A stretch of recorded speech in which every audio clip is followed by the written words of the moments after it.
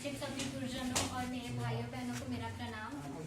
आज मैं आप लोगों को बताऊंगी कि मैं किस तरह पढ़ती थी और सफलता के बारे में कुछ चीजें बताऊंगी, लेकिन सबसे पहले शुरुआत एक श्लोक से।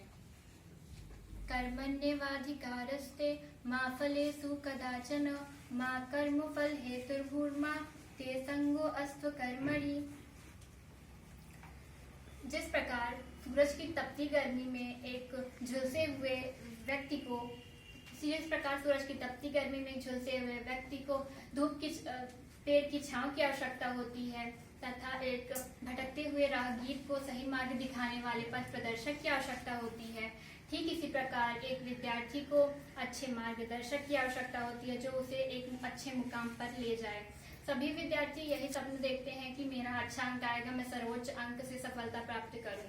यही सब इन सभी चीजों को विद्यार्थियों की आधारभूत आवश्यकताओं को अनुभव कर हमारे एचएल सर ने एक संस्था प्रारंभ की जिसका नाम सुंदरम कोचिंग संस्थान है। यह संस्थान विगत 23 वर्षों से प्रयागराज के टॉपर्स की सबसे अच्छी और पसंदीदा संस्थान रही है। ये इस संस्थान पे आप भरोसा रखिए कि 2024 की बोर्ड परीक्षा में यह संस्थान आपके साथ जुटी रहेगी और आपको सर्वोच्च अंक हासिल अवश्य करवाएगी। आपको इस संस्थान के साथ साथ अपने आप पर भी भरोसा रखना है कि आप अवश्य अच्छे अंक हासिल करेंगे, क्योंकि सकारात्मक सोच से ही आत्मिक शक्ति दृढ़ होती है।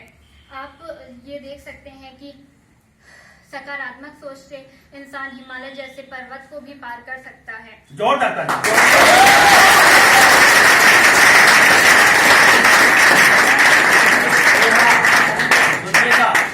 सकारात्मक सोच वाला व्यक्ति निश्चय पूर्वक ही अपनी सफलता प्राप्त कर सकता है। मैं अपनी इस उपलब्धि के लिए अपने परिवार, अध्यापकों के साथ साथ सुंदरम कोचिंग संस्थान को धन्यवाद करती हूँ और मैं उन सभी अध्यापकों को भी धन्यवाद करती हूँ। मैं इसी कोचिंग में पढ़कर इतनी अच्छी सफलता मैंने हासिल की है, इसके लिए आप सभी का आभार प्रकट करती हूँ मैं।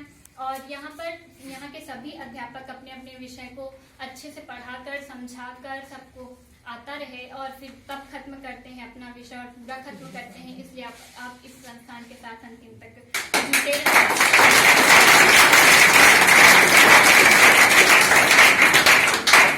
आपको अपनी दिनचर्या भी बताना चाहती हूँ।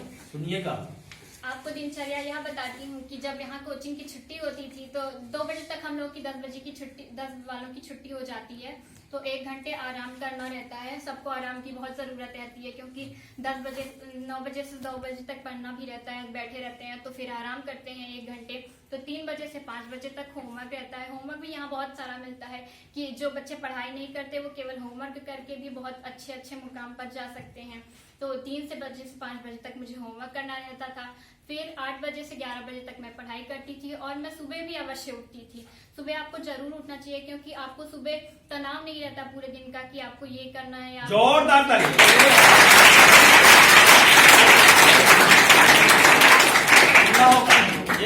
सुबह 4 बजे से 6 बजे तक उठकर अवश्य पढ़िए, क्योंकि सुबह को जो आप पढ़े रहते हैं वो आपको जल्दी याद हो जाता है और बहुत देर तक, बहुत समय तक याद भी रहता है। और इसके साथ साथ मैं आपसे यह भी अनुरोध करना चाहती हूँ कि अभी चाहे जो भी क्लास हो उसमें विद्यार्थियों की संख्या बहुत कम है, तो इसलिए आप अवश्य से अवश्य ढेर सारे विद्यार्थियों के इस संस्थान से जोड़ें, ताकि शिक्षकों की कार्यशैली भी बनी रहे और साथ ही साथ आपका भी मन पढ़ाई में लगता रहे, क्योंकि आपके अगर कंपेटिटर्स रहेंगे तो आपको लगेगा कि हमें उनसे आगे जाना है, तो इसलिए आप और मेहनत करेंगे और मेहनत करते करते आगे निकलते पीछे निकलते फिर आगे निकलते इतनी मेहनत कर लेंगे कि आपको पता ही नहीं चलेगा कि कब आपका पेपर हो गया और आपका बहुत अच्छा परसेंटेज आएगा।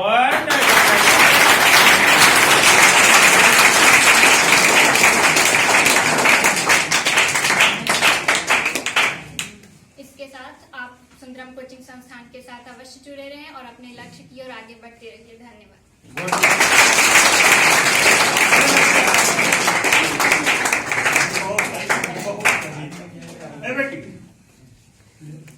जोरदार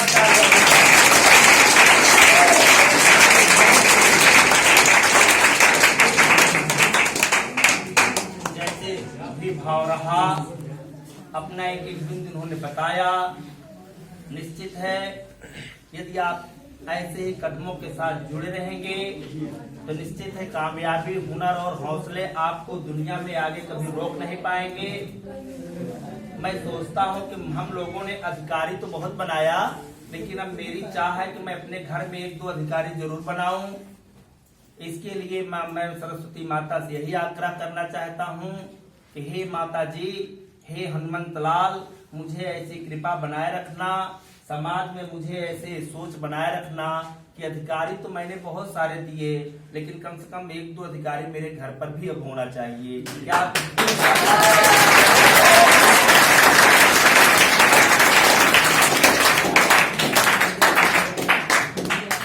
ये है हम लोगों के भाव, स्वभाव और प्रभाव।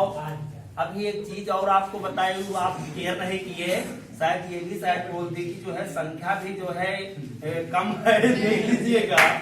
और संख्या पर भी आप लोगों को बोला गया है, इसलिए इस पर भी आपको आत्ममंथन करने की बहुत जरूरत है, विशेषकर 10 और 11 के विद्यार्थियों को।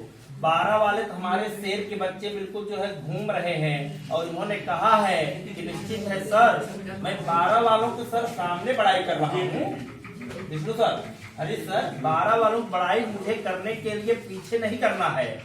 मैं 12 वालों को बताऊं, 12 वाला ऐसा बैच मुझे मिला है जैसा बैच मुझे कभी अभिषेक श्रीवास्तव लाला ने इसी धरती पर, हरीश जी आपको याद होगा, 154 विद्यार्थियों को यहाँ पर एकत्रित करने का उन्होंने बीड़ा उठाया था। उन्होंने कहा था, मुझे अभिषेक श्रीवास्तव के एक पॉइंट पर याद है, कहा था गुरुजी मैं इसको भर के दिखाऊंगा। और वही कार्य कक्षा 12 का एक विद्यार्थी जुड़ा है। निश्चित है ये कामयाबी पर पहुंचेंगे, लेकिन थोड़ा 10, 9 और 11 के विद्यार्थी इस पर ध्यान दें, because you are all senior students.